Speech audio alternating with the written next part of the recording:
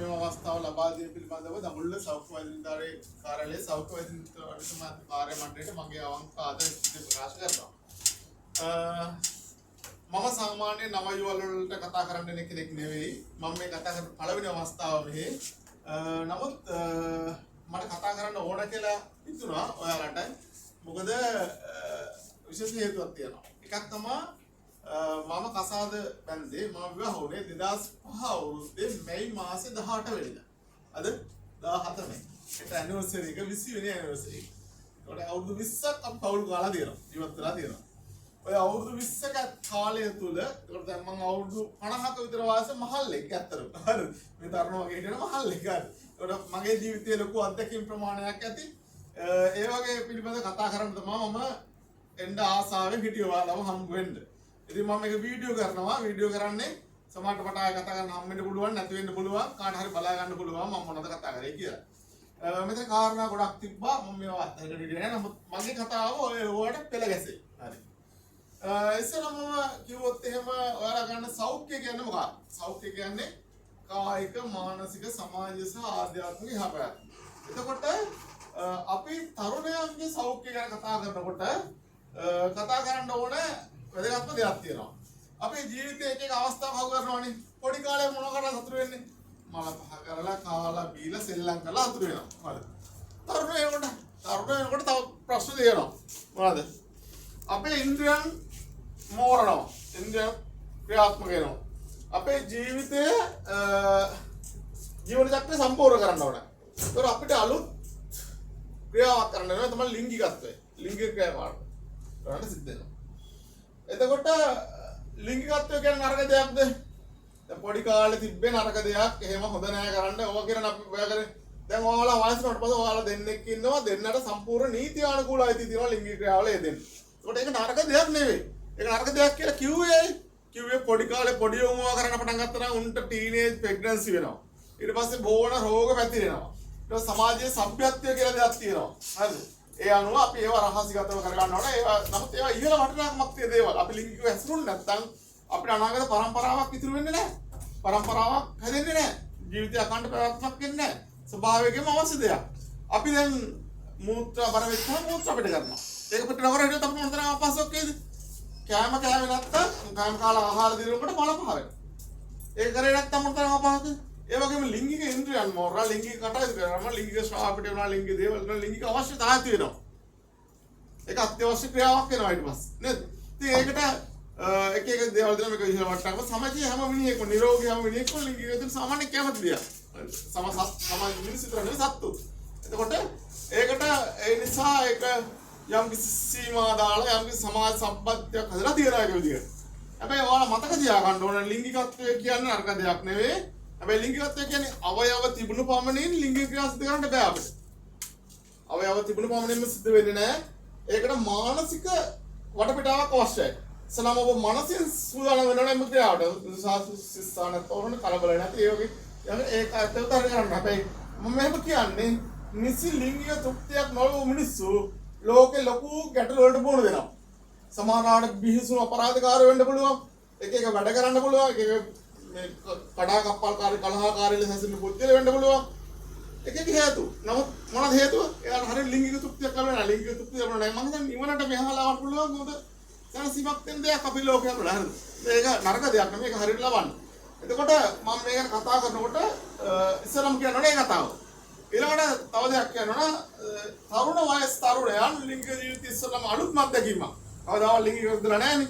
අලුත් මත්දැකීම. එතකොට මූලික ප්‍රශ්න කීපයක් තියෙනවා. ඉතින් පිරිමෑ මූලික ප්‍රශ්න ගත්තොත් පිරිමෑ මූලික ප්‍රශ්න තමයි ෆිනිෂේ රෙට් වෙන්නේ ඉස්සරම. සමහරවිට රෙට් වෙන්නේ නැහැ. හේතුව මොකක්ද? මේ ක්‍රියාවට තියෙන අසාමාන්‍ය බය. එහෙම නැත්නම් ඒ සහකාරු කෙනෙක් තියෙන සැකය. ඒ වගේ දේවල් නිසා. එතකොට මොකද කරන්නේ? සමහරව ගිහින් ඕක කාගේ හරි යාළුවෝ ගාලා පිල්ස් වර්ග පාවිච්චි කරනවා. ටයිමින් ටැබ්ලට් කියලා ඉල්ලනවා. සීයේ ටැබ්ලට් එකක් දෙන්න කියලා මානසිකව ඉන්න ඕනේ නෝ කට්ටිය. ටයිමින් ටැබ්ලට් දෙන්න සීයේ ටැබ්ලට් දෙන්න. ඔන්න අන්නද මේවා තියෙන හානිය. සමහරවිට මේවා අයි එකේ රෝග වලට පාවිච්චි කරන ටැබ්ලට්. සමහරවිට හાર્ට් එකේ ප්‍රශ්න වලට හાર્ට් එකේ වෑල් ප්‍රශ්න වලට ඕවා දිගටම ගන්න උඩට වඩ ඇබ්බැහි වුණොත් වෙන්නේ මොකක්ද? හાર્ට් එකේ ප්‍රශ්න එනවා, හතිය වගේ එනවා, ඊට ප්‍රශ්න එනවා. ඒක කවදාවත් ඒ වගේ වැඩක් නෙවෙයි. ඉස්සෙල්ලා මානසික වටපිටාවක් හරි අසගෙන මනස එක්ක ගන්න මනසේ සතුට වෙන්න පුළුවන්. මනස අනුවන්නේ. අවයව තිබුණ මොනේ වෙන්නේ නැහැ කියන කතාවයි චිකිත්සා කරන්න. සාර පිළිස් පස්සේ යන්න එපා. එහෙම අවශ්‍ය නම් සමහරවිට අත්‍යවශ්‍යම නම් ડોක්ටර් කෙනෙක් නිර්දේශ කරනවා. හැබැයි වෛද්‍ය උපදෙස්ෙන් තොරව ඒවට යන්න එපා. ඒවට. ඊළඟට ගෑනු අය මුහුණ දෙන ප්‍රශ්න දෙනවා. කාන්තාවන් මුහුණ දෙන ප්‍රශ්න මොකද්ද? සමහරවිට මූත්‍රා මාර්ගය කියන පොඩි ඉන්ද්‍රිය. සමහරවිට ගෑනු අය බයයි පිරිමි සිස්ටම් එකට අතු කරපුවම ඉරාවට කඩාගෙන යයි කියලා. එතකොට සමහරවිට හිතනවා මොකද මේක හරි බයයි කියලා. ඊට පස්සේ මොකද වෙන්නේ? යෝනි මාර්ගය ඇකිලෙනවා. ඇකිච්චාම මොකද වෙන්නේ? ඒ වෙලාවට බලෙන් ලිංගික ක්‍රියා කරොත් යෝනි මාර්ගය හීරලා යනවා. හීරලා ගියොත් මොකද වෙන්නේ? හිත තද වේදනාවක් එනවා. ඊට පස්සේ මුළු ලිංගික ක්‍රියාවම අප්‍රසන්නයි. දැකපු ගමන් එයාට පායනවා. පවුලම කඩා කපනවා. නේද? හොඳට මතක තියාගන්න. යෝනි මාර්ගය කියන්නේ ඊටම ප්‍රත්‍යස්ත මල්ල. බබා එන්නේ එළියට ඕකේ. සමහර දන්නේ නැහැ. හරිද? ඉතින් ඒ වගේ දේවල් පායන්න එපා. හරිද? කොට සාමාන්‍යයෙන් දෙදෙනාට දෙන ආදරේ නම් දෙදෙනාට ආදරය කරොත් ආදරේ තියෙනවා නම් සැකයක් නැත්නම් අපි දෙන්න මේ ගමන ආරම්භ කරන්න ඕන 10ක් දරුවෝ ලබන්න ඕන කියලා හිතනවා නම් මේ ක්‍රියාව ඉතාම සරල ක්‍රියාවක් බවට පත් වෙනවා. ඉතාම පුදුදායක අවස්ථාවක්. ඒකෙන් පොදු වින්දනයක් ලබන්න පුළුවන්. ඒ වින්දනය තුළින් ඔයාලගේ ජීවිතේම ආලෝකමත් කරනවා. ඒක කතා දෙකක් නෑ. හැබැයි ඊට පස්සේ දෙයක් තියෙනවා තව දේවල් අපි යථාර්ථය අවබෝධ කරගන්න. ඒක වෙනම තරක මම පස්සේ කතා කරන්නම්. ඕක තමයි ඔය මොකක්ම මුල්දේ නේද? ඔය කාරණා දෙකට අවතවා සමහර ඒවා තියෙන සමහර තැන් තියෙනවා වෙයි. ස්ත්‍රින්ගේ යෝනි මාර්ගයේ ඉතා කුඩා වෙකට ඉන්න පුළුවන් සමහරට. ඒකට පොඩි සර්ජරියක් කරලා ඒක හදා ගන්න පුළුවන්. ඒ ප්‍රශ්න ආවොත් ડોක්ටර් කෙනෙක් හම්බෙලා බලන්න යෝජි කෙනෙක් හම්බෙලා. එහෙම දේවල් තියෙනවා හරිද? එහෙම නැත්තම් සාමාන්‍ය විදිහ නම් අර විදිහට ලිංගිකව හැසිරෙන්නේ ඒක වරදක් නෙවෙයි. දස්තරක් කරන සමහරකට ගෙවල් වල සමහර කලබලකාරී වටපිටාවක් වෙන. ඒක මොකද කරන්නේ? ගෙවල් වල ඉදිරියට යන්න අපහසුයි. ඔතන හෝටල් තියෙන ඒවා දැන් දවස් ගෑන්නේ ඒ දස්තරක් එකට ගෙදර තොඳින් ඉන්න. එහෙම හදා ගන්න පුළුවන්. හරි. ඊළඟට ස්ත්‍රී මොනදේ ගැටලු. ඔය. ඊළඟට තව එකක් මතක ගන්න ඕන. ඊළඟට අපි ලිංගික ක්‍රියාව සාර්ථක කරපුවම මොකද වෙන්නේ? දරුවෙක් පිළිසිඳනවා. දරුවෙක් පිළිසිඳන මතක ගන්න හනිමුන් බබාලා කියලා යාදයක් ඉන්නවා. හරිද? හනිමුන් බබාලා කියලා යාදයක්. තමාට මේක මම කතා කරන මමත් හනිමුන් බබෙක් වෙන්න පුළුවන්. හරිද? ඒක මොකද වෙන්නේ? ඒක හරියද මොකද වෙන්නේ? හනිමුන් බබා පළවෙනි ලිංගික එකතු වෙන්නේ දරුවෙක් පිළිසිඳගත්තා. පිළිසිඳගත්තම මොකද වෙන්නේ? ඔන්න මාස 10ක් දස මාසයේ උරේකත්වා කොට මාස 9 ළමයා බිහිවෙනවා. දැන් මොකද වෙන්නේ? වටපිටාවේ ඉන්න ඔක්කොම දරුවා ස්ත්‍රී දිහා බලන වපරහින්. අන්න කසාද බඳින්න ඉස්සරලා ඇවිල්ලා ඕගෙන කරකිරීමක් දෙන්න. ඒක හොඳට දැනගන්න. දරුවෙක් මාස 10යි නෙමෙයි මාස 9න් බිහි වෙනවා. දස මාසෙ නෙමෙයි 9 මාසෙ. ඒක හොඳට මතක තියාගන්න. හරිද? ඔය හනිමුන් බබාලා එන්න පුළුවන්. ඒ මාවොත් එයාලා විනාශ කරන්න එපා. හරිද? අදා ගන්න. අදාගෙන ඒක ආශිර්වාදයක් කියලා ගන්න. දැනගන්න මේක. සකයි ගන්න එපා ලෝණගෙන තමන්ගේ අවස්ථාවද. ඒක හොඳට මතක තියාගන්න. ඒකට ඊළඟ එක. ඔය හනුමන් බබා ඉන්න මදසරු භාවයක් තියෙන්න පුළුවන්. මද සමහරවිට අවුරුද්ද දෙකක් අසාද බෙදලා ගියාම දරුවෝ නැහැ. දරුවෝ නැතනම ඔන්න භාවිතා කරනවා මොනවද? ක්‍රෝමිපින් සිග්‍රට් කියලා කියනවා මේ ඩිම්බ උත්තේජක පාවිච්චි කරනවා. සමහරවිට මහත්තයා ඉන්නේ අපි හිතමු ආමි කැම්ප් එකේ ඉන්නවා. නිවාඩුවට එන්නේ මාසය එන්නේ. නෝනට බබාලා නැහැ. නෝනා ක්‍රෝමිපින් සිග්‍රට් ගන්නවා. මේක ගන්නවා. නමුත් මහත්තයා ඉන්නේ ඔසොප් වෙන්න ඕන වෙන්නේ කියලා. तर මොකදනේ මහත්තයා එක මම කාලේ එකවර නියොල්ල වෙන්නේ එතකොට ඔන්න ඔසොප් වෙන්නේ කාලේ දිනවා. අපෝ ලිංගිකව ළමයි නෑ යනවා. මොකද හේතුව? අපි දරුවෙක් පිළිසිඳන ලිංගිකව එකතු වෙන්න කාලයක් තියෙනවා. මොකද ඒ කාලේ දන්නවද? සාමාන්‍යයෙන් අපි ඔසොප්පුනේ අද කියලා අද ඉඳලා දවස් 12ක් 13ක් ගියාට පස්සේ එතන දවස් 17ක් කරගන්න. 12 17 අතර කාලේ එකතු වුණොත් බොහෝ විට ලිංගික දරුවෙක් පිළිසිඳන්න පුළුවන්. එතනින් එහාට ඉතින් බලන්න පළවෙනි දවස් දෙක තුනට යන ලිංගික පිළිසිඳෙන්නේ නැහැ. අන්තිම දවසට යන ලිංගික දරුවෙක් පිළිසිඳ ගන්න නැහැ. එතන ඒ කාරණා ගැන අවබෝධයෙන් ඉන්න. හරිද? දරුවෙක් ඕන නම් අර කාලෙ එකතු වෙන්න. ඒ කරලත් එකතු හැදෙන්නේ නැත්නම් ක්‍රෝම් පිළිසිඳ වගේ ප්‍රති ඒවා ડોක්ටර් හෙන්රියෝජි කෙනෙක් සුප කරලා ගන්න පුළුවන්. ඒක ගත්තත් අර කාලෙ එකතු වෙන්නේ නැත්නම් දරුවෙක් හැදෙන්නේ නැහැ. ඒක මම තියාගන්න. ඊට අමතරව ස්ත්‍රීන් අධික මහතයි නම් එයාලා ගල්පාසේ තෙල් තියෙනවා නම් පිළිසිඳින්නේ නැහැ. ඒවලත් මෙහෙත් තියෙනවා. ඒකට එයාලගේ ප්‍රෝඩක්ටින් ප්‍රමාණය වැඩි නම් ඒත් පිළිසිඳින්නේ නැහැ. ඒවා තමයි මන්සර් භාවයට හේතු. ඒකට අර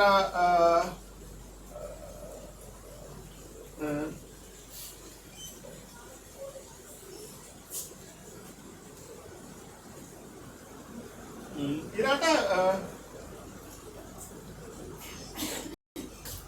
ඔසප් චක්‍රය දැන් අපේ අනිත් සත්තුන්ගේ තියෙන චක්‍ර දෙකක්. ලෝක සත්තුන්ගේ චක්‍ර දෙකක්. උසස් සත්තුන්ගේ දෙකක් තියෙනවා. ඒක ඊශ්වර චක්‍රය. ඊශ්වර චක්‍රය කියන්නේ එක කාලයකට එනවා හීට් කාලයක් කියලා. ඒ කාලෙට පිරිමි සත්තුත් එක්කම එන්නේ. අනිත් කාලේ පිරිමිසත් පෙන්වන්නවත් බෑ. නමුත් පිරිමින්ගේ ප්‍රයිවේට් ආවගේ තියෙන ඔසප් චක්‍රය. ඕන වෙලාවක ලින්ක් කරලා සූදානම්. හරි. ඔසප් චක්‍රය ගත්තාම මේ ඔසප් චක්‍රය හැම මාසෙකම සිද්ධ වෙනවා. ගෑනු වගේ නිරෝගී වගේ සමහරකට වෙනස් වෙන්න පුළුවන්. ඒ වෙනකොට සාමාන්‍යයෙන්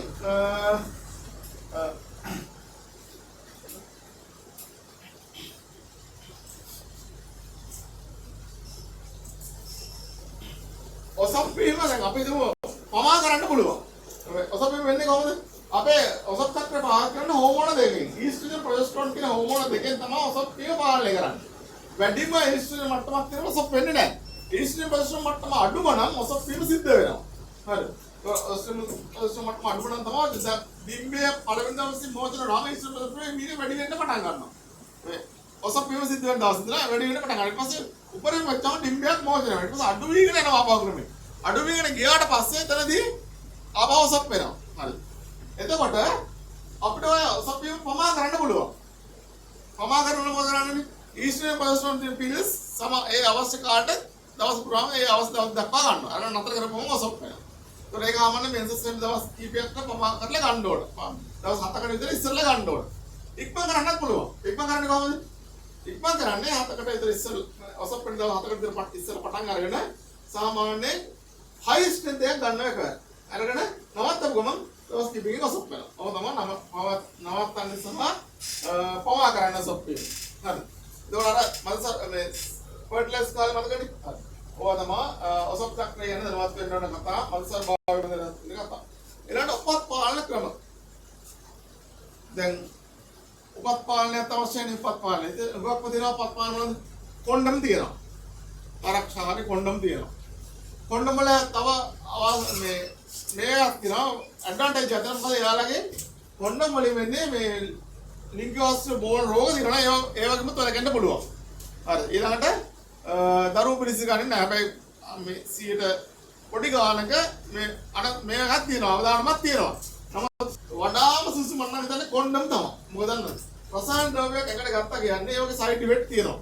ඔවා දීර්ඝ කාලයක් පාවිච්චි කරනකොට එක එක ප්‍රශ්න එන්න පුළුවන්. බ්ලඩ් ප්‍රෙෂර් අඩු වෙන්න පුළුවන්, කැන්සර් ඒ වගේ දේවල් වල අවධානය යොමු කරනවා. එපා කියන්නේ නැහැ මම. යම් කාලයක් පස්සේ නම් දීර්ඝ කාලයක් එක දිගටම එකම මේකට අගිවෙන්න එපා මොන්නේ. විවිධ වාදනකට එක වැඩි වරක් කොන්ඩම් වාදාරණ කියනවා ඕනම උපදෙස් දෙන්නේ. හරි. මේ මිතුරු කියලා පාන වෙයි තියෙනවා, ගිරිනේ වෙයි තියෙනවා, ලූපේ තියෙනවා, ඉම්ප්ලාන්ට් තියෙනවා, ඒ ඔක්කොම තියෙනවා. හරි දෙකෙන් කොන්ඩම් නම් නවත්තපු ගමන් කොන්ඩම් එක යනවා ආපහු අරුබිසම ඇති කරන්න පුළුවන්. පිටිරි පෙදෙන් නවත්තලා ටික කාලෙක හැදෙනවා. නමුත් ඒවා එක දිගටම වරුදු වෙන්න එපා.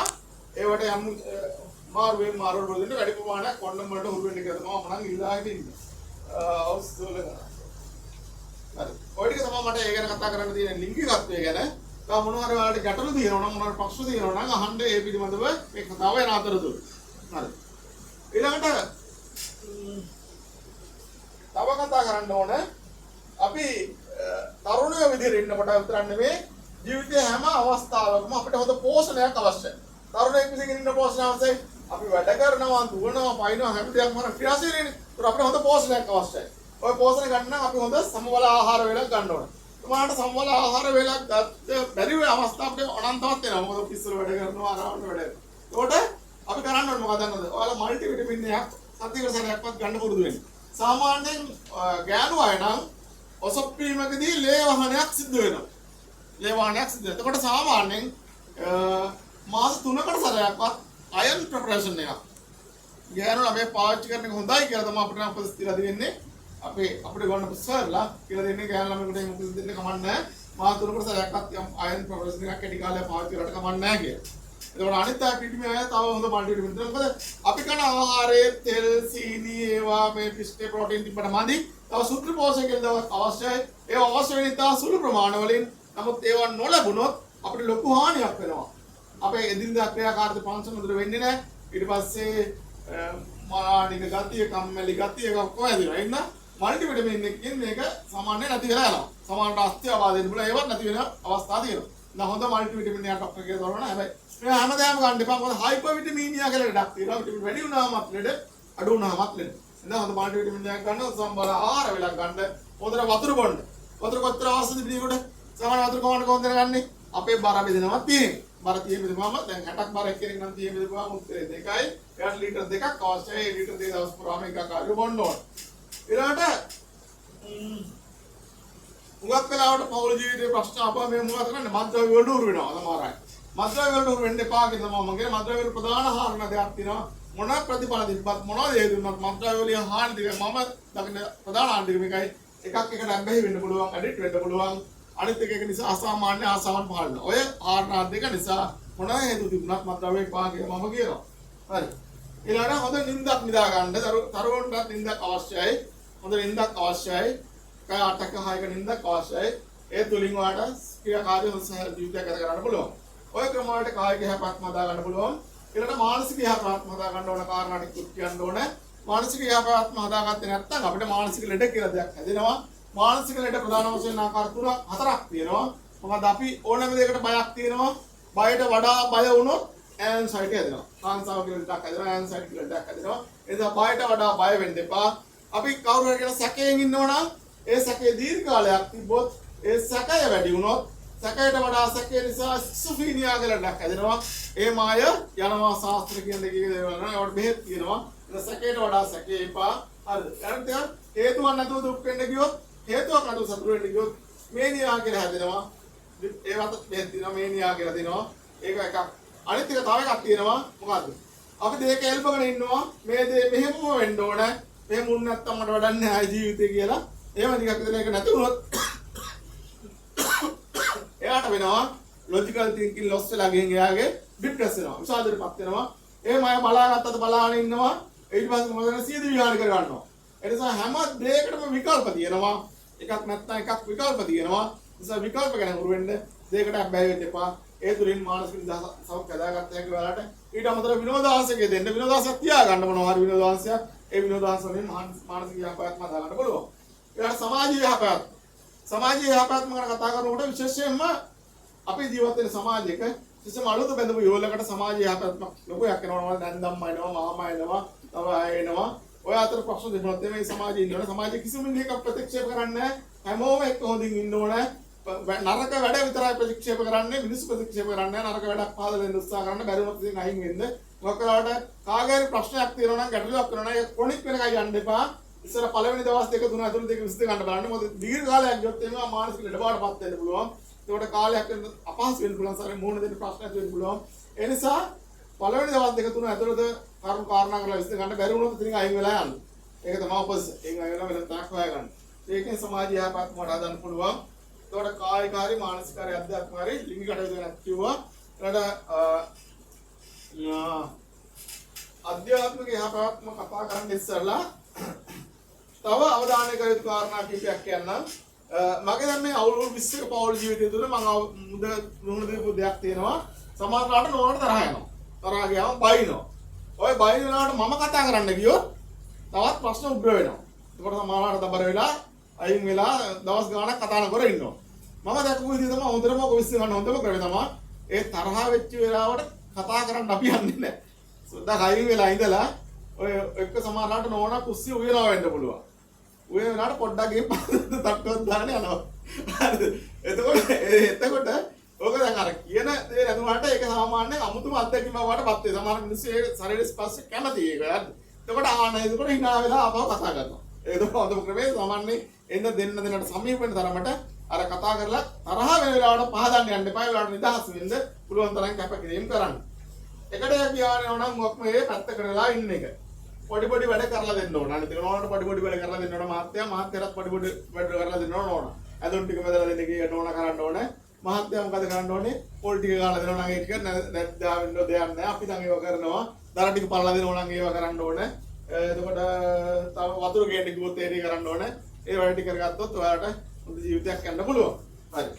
ඊළඟට දැන් අධ්‍යාත්මික යහපැවැත්ම ගැන අවසාන වශයෙන් මම කියන්න ඕනේ. මම මේක හුඟක් දිගට යන්න තව හුඟක් කට්ටිය කතා කරන්න ඉන්නවා. අධ්‍යාත්මික යහපැවැත්ම ගැන කියලා මම නවත්තන්නම්. අධ්‍යාත්මික යහපැවැත්ම. අධ්‍යාත්මය කියන්නේ මොකද්ද? අධ්‍යාත්මය කියන්නේ තමන්ට දැනෙන දේ. තමන්ගේ ආදරේ කරුණාව දයාව වගේ තමන්ට දැනෙන දේවල්. අධ්‍යාත්මික යහපැවැත්ම වෙනකොට හුඟක් වෙලාට අය ඉන්නවා. හුඟක් වෙලාට බෞද්ධ ධර්ම තමයි මේක තියෙන්නේ. කොක්ක මස් මාළු කනවා ඔඩුයි.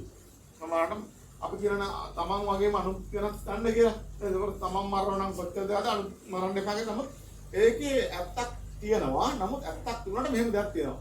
අපි ඔක්කොම මරණ කර්ම ගොඩක් අරගෙන ඉන්නේ.